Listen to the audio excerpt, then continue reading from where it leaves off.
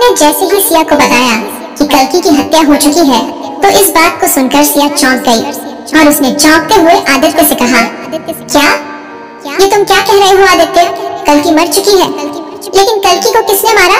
और जिसने भी उसे मारा वो हुकुमसा के महल तक कैसे पहुंच गया? कौन है वो जिसने हुकुमसा के महल में घुसकर कल्कि को मार डाला और हुकुमसा को काल के महल में बुलाकर उन्हें वहां कैद कर दिया? आखिर ये सब क्या हो रहा है?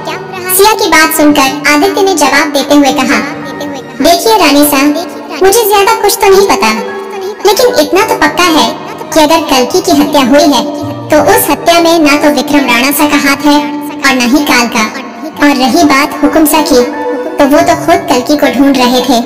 अब कल्कि को किसने मारा और क्यों मारा, इस बात को कोई नहीं जानता, लेकिन हुकुमसा इस वक्त काल के महल में कैद है, इस बात को मैं अच्छे से जानता हूँ। कल्कि की मौत का सच सुनकर सिया एकदम से चुप हो गई और कुछ सोचने लगी। सिया को चुप देखकर फोन के दूसरी तरफ से आदित्य ने एक बार फिर रिक्वेस्ट करते हुए कहा, प्लीज रानी सा हुकुमसा को वापस लाने में हमारी मदद कीजिए। अगर काल वहाँ है तो उससे पूछिए कि उसने हमारे हुकुमसा को कैद करके कहाँ रखा है। प्लीज रानी सा हमारी मदद कीजिए। आदित्य आगे कुछ बोलता, उससे पहले ही सिया ने आदित्य को मना करते हुए कहा, देखो आदित्य, तुम्हारे हुकुमसा काल ने कहाँ कैद किया और कहाँ नहीं, मुझे नहीं पता। और रही बात उस काल से कुछ भी पूछने की, तो मुझे माफ कर दो। मैं चाहकर भी तुम्हारी कोई मदद नहीं कर पाऊंगी, क्योंकि वो काल राघव का दादाजी है और मैं उस काल से कुछ भी कहूंगी तो वो मेरे राघव को इन सब में घसीटने की कोशिश जरूर करेगा। लेकिन मैं किसी भी हालत में अपने राघव को कोई दुख नहीं देना चाहती और न ही उसे किसी मुसीबत में फंसाना चाहती हूँ। इसलिए हुकुमसा कहाँ है और कल्कि को किसने मारा, ये सब तुम पता लगाओ। मुझे मेरे राघव के साथ अकेला छोड़ दो प्लीज। सिया की बात सुनकर आदित्य ने एक बार फिर रिक्वेस्ट करते हुए कहा, प्लीज रानी सा, मना मत कीजिए। इस वक्त एक आप ही हैं जो हमारे हुकुमसा को ढूंढने में हमारी मदद कर सकती हैं। वैसे भी अगर हमें पता होता कि उस काल का महल कहाँ है तो हम खुद जाकर हुकुमसा को बचा लेते, लेकिन हमें उस काल के महल के बारे में कुछ नहीं पता और न ही उस गांव का कोई भी आदमी हमें कुछ भी बताने को तैयार है। इसलिए प्लीज रानी साहब, हमारी मदद कीजिए या फिर राघव से कहिए हमारी मदद।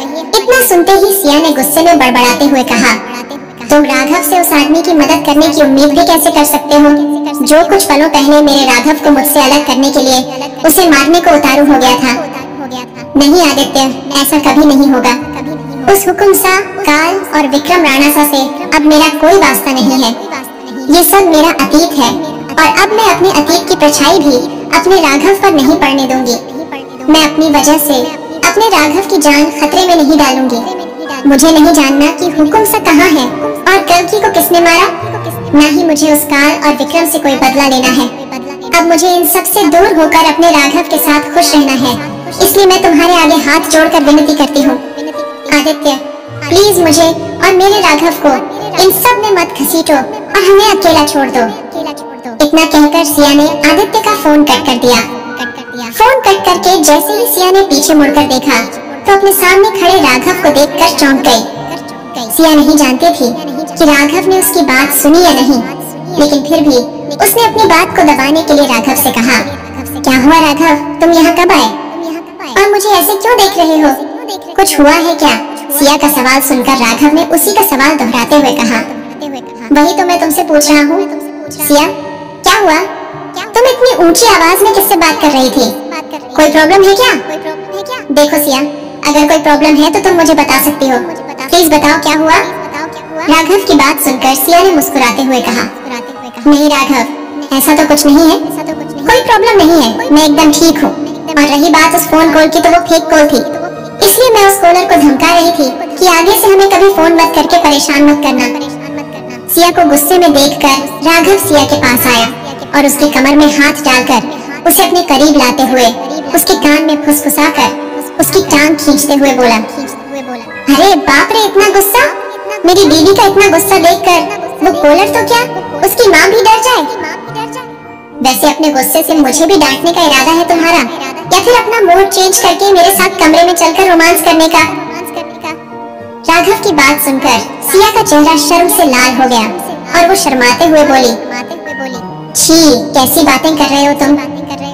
राघव तुम्हें दिखाई नहीं देता, दादी है यहाँ पर।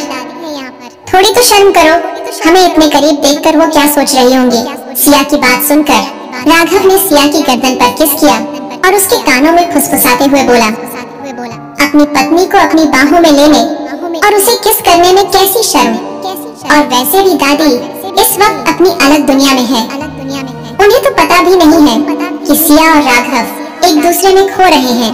और वैसे भी अभी तो मेरा मन कर रहा है कि तुम्हारे साथ टाइम स्पेंड करूं और तुम्हारे गुस्से वाले मूड को रोमांस में बदल दूं। अब तुम बताओ, क्या इरादा है तुम्हारा? कमरे में चलना है या फिर यही दादी के सामने शुरू हो जाऊं? राघव की बात सुनकर सिया ने अपनी गर्दन झुकाकर शर्माते हुए कहा, कैसी बातें कर रहे हो तुम राघव?